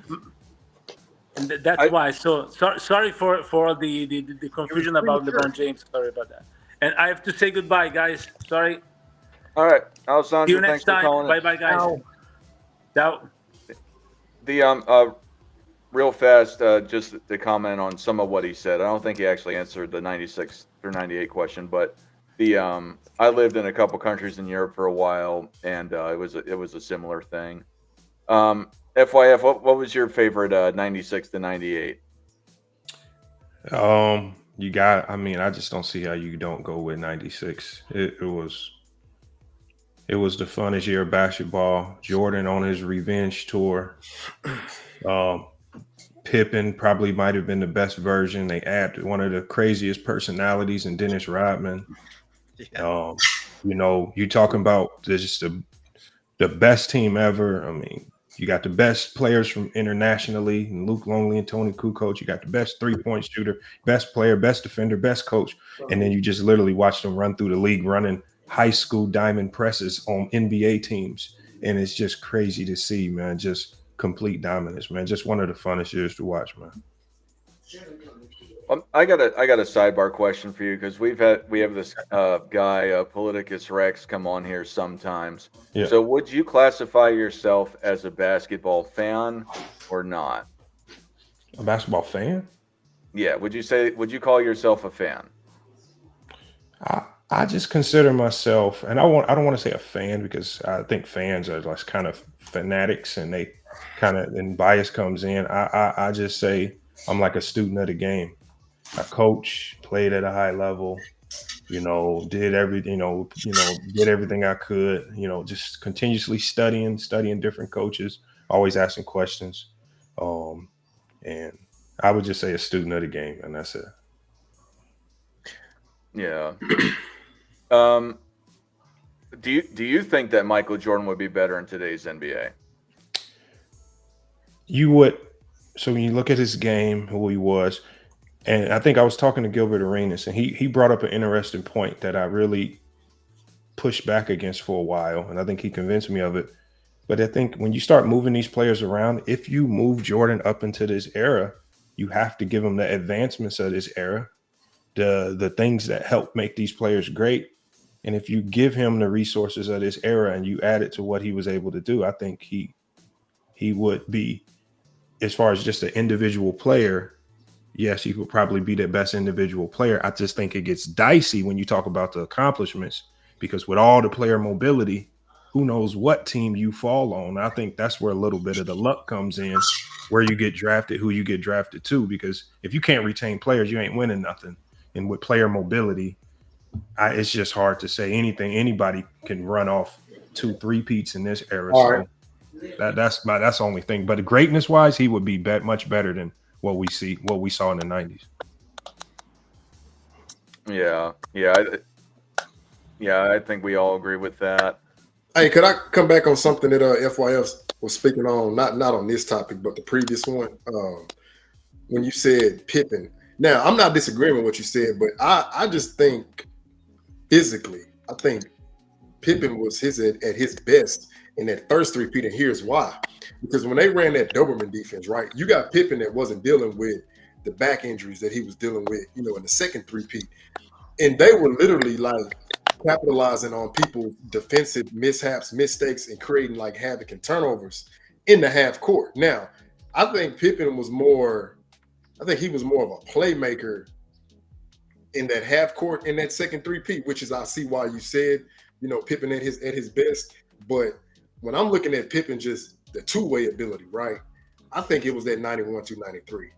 Because I'm watching series, when I go back and watch now, just how they were just creating so much havoc on the defensive side. Like, I've seen enough of the flashy layups and all that. That's cool. Now I'm trying to look at the signs. I'm looking at, I'm going in depth. Like, okay, so basically they were able to cut off this guy here. They played the passing lane here. They made this guy, dribble the ball too many times here, just forced it into a bad situation. So I could be like, okay, so these guys were just literally like Dobermans on defense. And when they initiated that, I mean, they were just blowing people out the water. You're definitely right. I don't want to harp on it too long. I would say that because I've gotten into coaching, I think maybe I'm a little bit more biased towards the cerebral side. And I think players hit their peak when they hit their cerebral peak. And that's why I think 96 Jordan was the best Jordan. Because that wasn't maybe the best, most athletic Jordan, but that was the most cerebrally, mentally, I think that was the smartest Jordan we had ever seen. So I think you hit your peak when your mind matches the game. And I think that's Pippen's peak, when his mind matched it as well. Right. And I agree. Yeah, like that's something I wanted to speak on. Yeah, I think it's like a sports nirvana when that mental prime hits that physical prime. And it's like probably about a 3, maybe 4 year time period right there. So yeah, I'm with you on that one. Hey, wait, what do you think was the best version of Michael Jordan, if you had to say? I don't have a definitive year. I enjoyed it for different reasons, different times. Yeah, I'd be lying if I tried to make one up on the spot. I haven't chosen one. Yeah. My favorite is the one where he fights the aliens, or not fights the aliens, plays basketball against aliens. I think that's his best version, because he's able to go and stretch his arms out and dunk from the half court. I think that's the best version of Michael Jordan we ever saw, or didn't see. What year did you say? What version? When the aliens came over and tried to take over the NBA in 1995. But hey, I don't really have a favorite Michael Jordan year, but that first championship run, like that whole season, he played like, this championship is mine. He was like, if I get to the finals, we're winning. No, it wasn't if we're going to the finals and we're winning the championship. So with me, 91 would be like a favorite. I ain't gonna just say it was the best. Everybody else went. Yeah, what do you think's the best version? Who got? Yeah, I was gonna follow up on what Thomas said. I believe it's 91 simply because they were able to get over that hurdle of the bad boy Pistons. Then ultimately they went up against Magic Johnson, who still at that time was the pinnacle. Like you take down Magic, now you can assume the throne. But even to go further, I believe that was the best version of Jordan, because if I'm not mistaken, he led them in all 4 of the 5 top categories. I want to say it was either blocks or rebounds, one of those 2 that he led in, of course, in concert with the points and assists and steals. Now, to me, that I say that's the best version, because before that, what was the verdict out on Michael Jordan? Well, a scoring champion can't lead his team to championships, and he's a ball hog. He shoots too much, but yet he still set a record to this day that hasn't been duplicated by anybody that's not a 9-point guard, with 11 and a half assists per game in this series. Like, Magic is the only one that has more assists per game in the finals. I want to say, I think he has like 3 other categories over Jordan, and then Jordan is like 4th, but he's the second player. That showed he could be a scorer, he could be a playmaker, excellent defender. I mean, he pretty much did it all. So I would say 91, because he was at his hungriest. Of course, overcoming the bad boy Pistons, winning that first championship, and then showing that his playmaking ability. Like, no, I can do more than score. I can play make. And he also set a record in 13 consecutive field goals. That's still a record. So yeah, if I had to choose, it'd be the 91. Third game too. Yeah.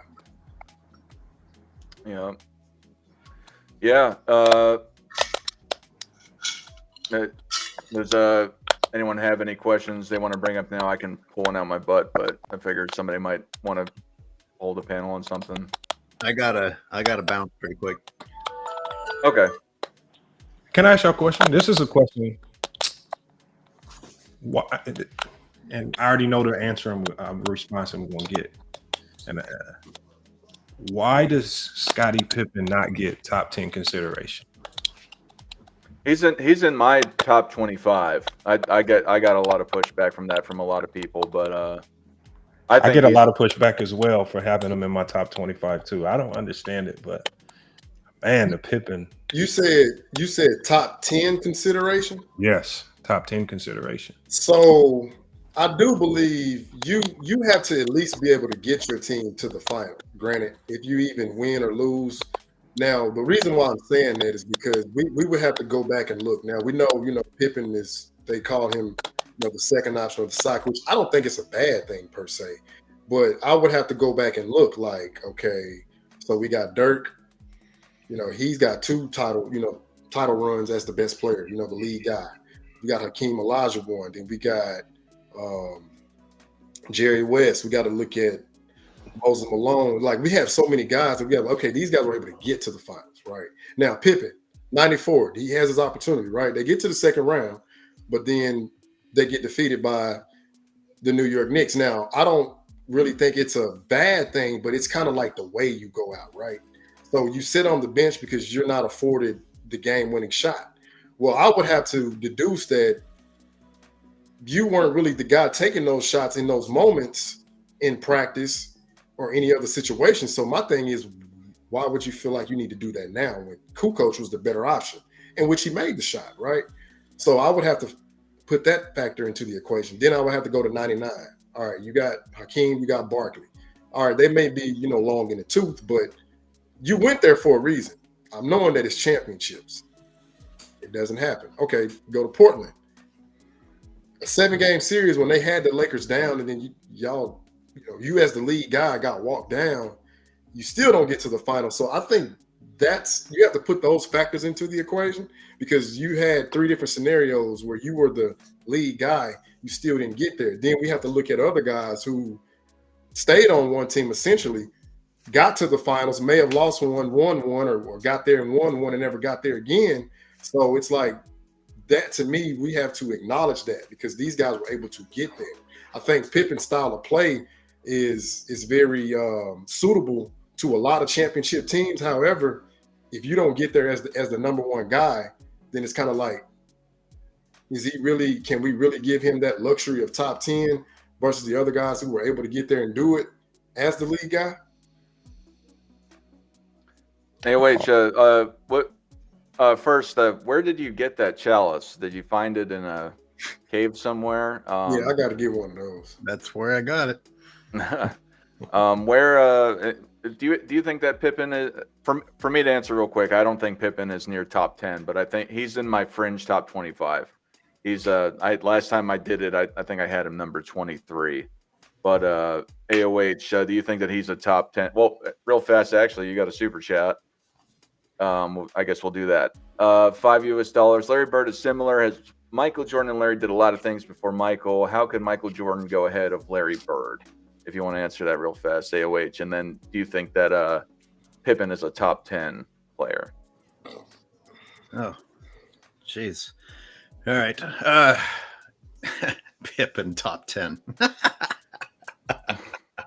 Come on. What are we fucking spending our time talking about? This is, Pippen from season 3 was being called the underappreciated. He spent his entire career with everybody saying, wow, he is fantastic. The whole idea that Pippen wasn't appreciated isn't even truthful. The idea that Pippen was better than he was, here's the reason. Because Pippen, anyone who could very possibly not even exist as a household name if they hadn't been on the team that they were on, can't be a top 10.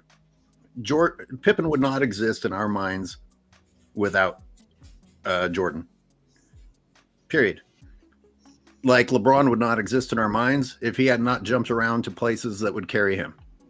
Neither of those guys can be top 10. They would not be able to do it themselves. And Pippen's best case against that is riding the residuals of a successful franchise in 94, 95. And then we saw who he really was. And we saw why Pippen would have never even reached the level that Pippen reached if he hadn't had Michael Jordan there to groom him and turn him into the best possible version of himself. The Larry Bird thing, I don't even understand. I don't think people really disrespect Larry Bird, but it's hard to say that Jordan didn't do more than Bird. I'm not sure I understand that super chat, but I do appreciate it if it is for me. Similar, Michael Jordan and Larry did a lot of things before Michael. How could Michael Jordan go ahead of Larry Bird? Anyone else make sense of that question for me? I'm gonna assume he's talking about the efficiency that Larry Bird played with, which cannot be denied. Him being able to adjust, the 3-ball game when essentially he didn't even grow up with the 3-ball, because I know a lot of people like to harp on 81 or whatever, but I'm like, okay, that's great, but look at how much of a monster he was on the boards. I mean, I think that plays a significant factor in Cedric Maxwell getting those additional shots. But I mean, just look at Bird from 84 to 86 playoffs. I mean, his efficiency is off the chain. He's shooting the 3-ball in an era that he didn't grow up in. Like, he's literally learning on the fly, winning three-point contests, then going 50, 40, 90 in 87, 88 in those 2 seasons. So I'm assuming he's talking about Bird's efficiency and being a monster rebounder, 10 rebounds per game. Because I mean, their assists are virtually the same.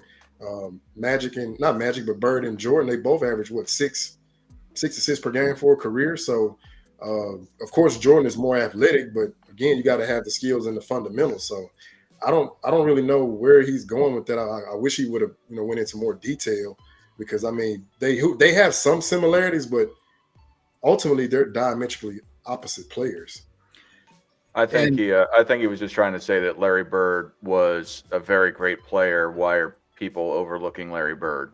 Oh, yeah. I mean, I got Bird in my top 5, so I don't overlook him. I think it's the modern day viewers that they just don't go back and watch Bird. My bad, FOF. Hey, Dart, the funny thing about it, it's funny that Bird came up, because I posed that question about Pippen, because I finally found the video. I'm gonna drop the video on my channel this week. I was at a coaching seminar in North Carolina. Larry Bird was there, actually giving all the coaches a speech about valuable players. And he was the one that posed this question to all the coaches there. And it was interesting the way he broke it down, because he says he personally felt Jordan and Pippen were number 1 and number 2 throughout the 90s. He said they were the first and second best player. He said that's what he saw. That's what he felt in the moment. And then he broke down why he felt Scottie Pippen was the second best player in the 90s over guys like Hakeem, David Robinson, Karl Malone.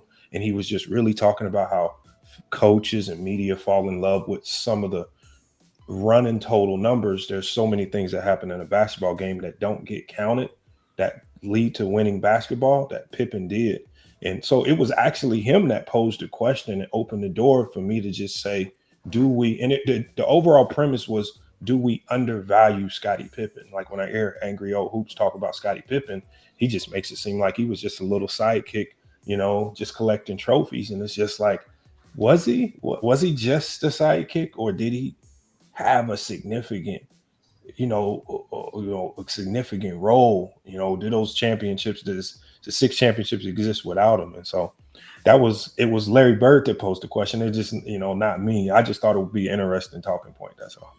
As someone who on his own 5-on-5 teams knows he's not a Michael Jordan or doesn't play like a Michael Jordan, I'm not the leader of the team. I'm not the guy who's going to do the amazing drive to the hoop and then win it.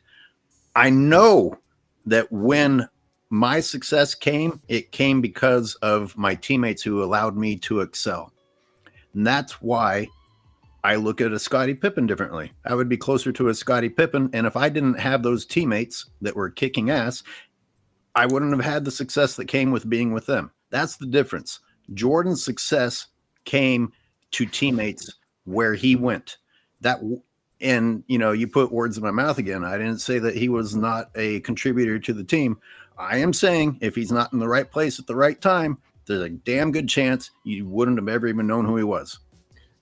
So if I could, I wanted to chime in on that too. I'm going to look at it from 2 different angles. I believe if you don't have that Michael Jordan factor, we wouldn't have seen that best version of Pippen. The reason why, who was guarding Michael Jordan in practice every day, getting better? Scottie Pippen. So we put him on another team.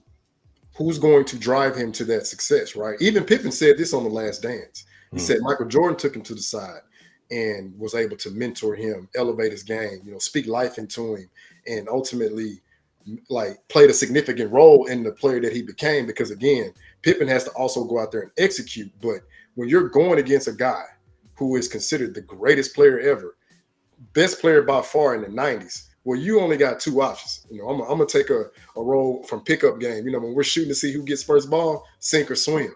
So we know Pippen swam, right?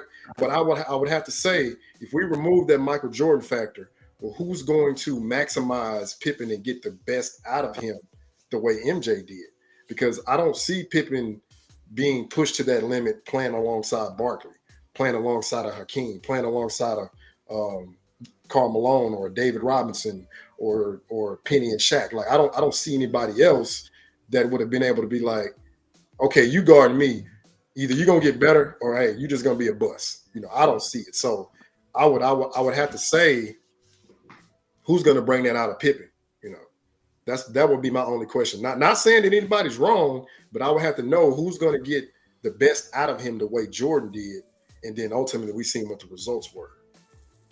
Yeah, and I just wanted to say for me, because I have Pippen in my top 25, and why I don't have him in my top 10 is because as an individual, I don't think he matches up to a lot of the other guys on their great teams themselves. So the Bill Russells of the world, there's a lot of people that I find that anyone can put ahead of Pippen in respect to what I'm saying, being a dominant player, MVP level player on your teams. But I think that Pippen is sometimes underappreciated for the value he had to the team. But to what AOH and Hoop God are saying, I don't know. And again, you can play this in both ways or a myriad of ways. But I don't think that Pippen, personally, from the outside looking in, would have had as much success if he was without Jordan. Or another great all-time player, but I think it was, in short, I thought they were great together. And when you start playing the what if game, who knows? But do I think he is top 10 worthy? Me personally, no. I don't think he did enough as an individual to show that, but I think he's a great team player, which is also extremely important because it's a team game. So, and I think he played his role well and was a great individual player too. I just don't think he's in the same echelon as the Kareems, the Russells, the Chamberlains. All right. Do you think all of us, and I'm not just pointing any one person out, do you think we all undervalue players that attribute to winning basketball with things that don't have a running number to associate with it, like points per game or rebounds per game or assists per game or steals per game or things like that? Do you think we diminish those guys? No. I'm sorry. No, go ahead. I would say no, because I've got Dennis Rodman like top 3 defender of all time. Like I could make a case for him being the best. And he didn't have spectacular numbers. The reason why, like you said, there's no number to show that he's legitimately the only player that can guard all 5, like from point guard to center, where he's held Shaq scoreless for a quarter, which assisted the Bulls in beating them when he played for the Lakers and in that playoff game in '96. So no, Oh, go ahead. No, I just want to answer real fast because mine's going to be short. I think the players on the team get the credit for the team's success. So I think they're appreciated, but I think but to your point, do people lean on just the number value and the statistics? I think so, especially across for a lot of things. But I think the people that are underappreciated are, if you want to say underappreciated, I think they're appreciated by the team success that they have. Because you can be a great team player, not have a lot of numbers, and then never have success. So then, you can just blanket statement say, well, they're in the NBA, they're just great players. And I think that's appreciative enough. But I think once you start talking about the greatest of all time, the greatest teams, the greatest players, The one thing that I have issue with is when you say that 30 points per game meant 30 points per game in two different eras. So 30 points per game in 1940 when they're pre-shot clock, it's a lot different than 30 points per game now. Way, So it's those sorts of things. When you just look at it face value, that's things that I personally think people should look a little bit more in depth about. But to back to your original question again, I'll just sum it up here. I don't think they don't appreciate them, but I do think that people that I think that, to your respect, if you're just, or actually, I'm not entirely sure exactly what you're trying to say, to be fair. If you're just saying like the third or fourth guy on the team as a scorer or something, is he being appreciated because of his numbers? I'm not entirely sure what you're trying to say to bring it back. My argument was because I think I was hearing a couple people say Scottie Pippen never did it on his own, and that question was actually posed to Larry Bird at the seminar, and he said, if you give any great player 2 years to win a championship, most of them won't win a championship in their prime. I mean, because I don't really count the Houston and Portland years when Pippen was past his prime and hurt. He only had 2 years in his prime. Hakeem was getting swept. If you give him 2 years, he had a ton of downfalls in the playoffs before he ultimately broke through. And Jordan had a ton of downfalls before he ultimately broke through. And all great players. So Pippen, in just the 1.5 years of being able to lead the team by himself, is that enough time? That's not a career's worth of time like Dirk had or Hakeem had to go get that championship as the number one guy. And so I think that, I don't know if that's a fair argument for Scottie Pippen to say that he didn't do it on his own. I don't think he had enough time. Well, to give Hakeem a little bit of fairness, Ralph Sampson went down with those degenerative knee injuries, because we remember when Hakeem got to the Rockets, I don't even think they made the playoffs.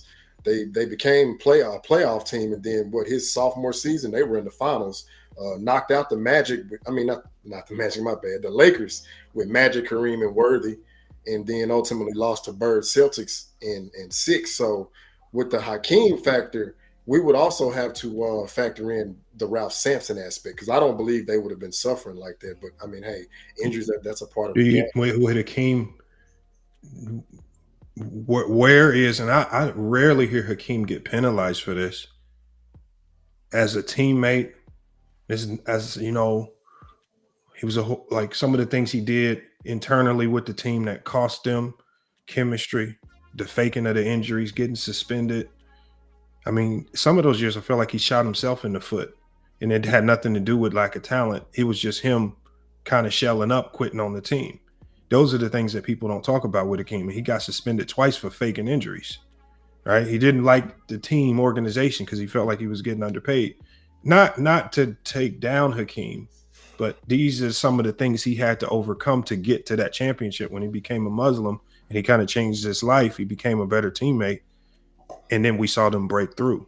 So I think with Scottie Pippen, like you talked about, the moment where he kind of had that down moment where he quit on his team, if you have a career's worth of time to recollect on those mistakes and then bounce back, maybe you can overcome it. I just think 1.5 years of time just wasn't enough to say Scottie Pippen couldn't do it on his own. Hey, FYF, I got a question. Now that you said it about Hakeem Olajuwon, do you think that played a part in the Rockets getting swept after winning the championship in '96? Yes, 100%. He was disgruntled. He didn't want to be there. He wanted to be traded. He faked injuries. The league had to intervene. They had to suspend him twice for it. Vernon Maxwell, I mean, his teammates told horror stories about him before he turned. Before they won the chip, about his injuries? This is before he won the chip. Are you talking about after 95? No. I was saying, did you think that played a part in them getting swept in 96? After 95, I just think they lost too much. The talent gap. They were already struggling in that last championship. They had to get Clyde. So, they were fortunate to win that last one in 95. And I don't care if they would have got to the finals. They weren't going to beat the 96 Bulls. They would have got swept anyway. They probably would have just got swept in the NBA finals, even if they would have made it. So I No, got I don't know, man. I don't think they would have got swept in the finals. I think I they would have know. lost maybe 5 to 6 games, but not a sweep. Not the Rockets, man. I gotta push back. I gotta push back on the injury thing. Now I did a little bit of research on that, and Hakeem had made a statement saying that no, it was the organization trying to say that he was being disgruntled or whatever it was. Like they were trying to get away from the injury, and he had like verifiable information showing that he was injured. Because if I'm not mistaken, I know he played with that long leg sleeve on in one of his seasons. So I don't believe the man had a motive to fake an injury, but I do know there was some turmoil going on within him in the front office because he felt like they weren't giving him adequate help. But then that's when I believe it was the year before they went on a title run. They drafted Robert Horry, and then the next year they drafted Sam Cassell, and then that's when they ultimately went on the run in the 93-94 season. So you're right about the turmoil, but I don't think it was about him faking an injury. It was like he felt like they were lying and trying to misconstrue the reason why he wasn't playing when I read that article about that. He got suspended twice. That's all. This is why he got suspended. You can believe who you want, but this is Hakeem. And, we take the stories and as we want. I believe there's some truths on both sides probably. But if you don't mind, which one of his teammates believed he was faking, just so I can go look it wasn't his teammates, it's the league. He got suspended. Not his teammates. The team. the organization believed he was faking it. But they none of cleared his, him to play. So he got suspended twice for faking it. None of his teammates, though, just to be clear. I don't know what his teammates said. I'm just referring to what the league decided and what his team decided. Okay. Hey, DA, when you look it up, man, make sure you see make sure you find out if Rudy Tomjanovich believed he was faking too. Yeah, that's Rudy see, there? Rudy was there. Yeah, Rudy. No, Rudy I'll just asking my guy. Yeah, Rudy might not have been there, but yeah, like I try to go back and look and see what the players and teammates are saying versus what the front office and organization, and then that'll give me a more like accurate conclusion to come to. Gotcha. Yeah. All right, gentlemen. I think I'm going to wrap this up. I'm going to go to the beach today for Father's Day. Hey, man, you just throwing that in our face like, okay, cool. We ain't got a beach to just go for you. Like, man. It's only like 5 minutes away, no big deal. But no, I got to get some beach stuff together. I know, Hoop God, you're a father. Are you a father, Lamont? Or No, not me. No. Are you a father, Timeless Youth? Or Unfortunately, no, I'm not, man. But hey, I salute all fathers, man. Yes, sir. Happy Father's Day to y'all, For real. man. All Everybody I in the say chat. is, hey, don't rush yourselves into it because I'm telling you, it's a full-time job that you never get any off days. yeah. Hey, never so did. I've heard, man. I know. Wouldn't guys trade it got for the world, though. Yeah, I've talked to guys who have more than one daughter. They said, man, don't have kids, man. No, it's not that bad, man. It's actually a great thing. I ain't gonna lie. It's a great thing. Yeah. Well, happy Father's Day to everyone that's in the live chat as well. Thank you for participating. The super chats to AOH earlier were great as well. Come check out these guys' channels as well. Hoop God, I know he's got a TikTok channel, and then check out his channel at DeJuan Sanders. They got FYF Sports here. Go check out his channel. And then Timeless Youth, I don't know if you have anything, but Yeah. I have a TikTok. It's Timeless Youth as well. Yeah, we working on something, man. We're trying to get all the kinks out, Then we're gonna start broadcasting. Nice. But yeah, thanks again, everyone. And then shout out to Angry Old Hoops that was on here earlier. Alessandro, who was going deep in the MJFB Summer Debate League as well. It looks like he's going to have a win over Robin. He has a win over me. Bob Cousy's greater than Larry Bird, but that's besides the point. Anyway, Hey, real quick. Hey, yo, FYF, let me know whenever you available, man. I would like to have a more in-depth discussion on that whole Hakeem thing. We can. Oh, I mean, hey, I got plenty of controversial videos on Hakeem. A lot of people hate me for it, man, but it is what it is. Man. Yeah, I know that's a term I don't live by. Like I know other people do, but yeah, I don't. Yeah, hate is kind of like. I'll put my email in the private chat for you. Gotcha. And then you can just hit me up. But because I go live sporadically, so you never know when I'm gonna be live. Yeah, I checked out the one you had with Gilbert and I believe Dreamers Pro. That was entertaining. I didn't get to watch it all, but I watched a good amount of it. Yeah, that was a good one. Yeah. Yeah, I'm also known as the Hakeem critic here as well. I got blasted for it the other week. Oh man, yeah. Well, we're in a small. We're it's a small group of us. A lot of people don't like the Hakeem slander. So, Yeah, I especially still when you think say Pickens over Hakeem. when you pick, I don't have Pippen over Hakeem, but I got I think I have him like number 17. I think when I made this list, but. I don't know, but still, I don't think he's sniffs the top 10. But I digress. I got to go and No way. Yes, sir. All right, y'all. All right, gentlemen, man. Y'all take Michael it easy. Jordan fans are the best. he did it first. No, all right. All right, y'all. All right.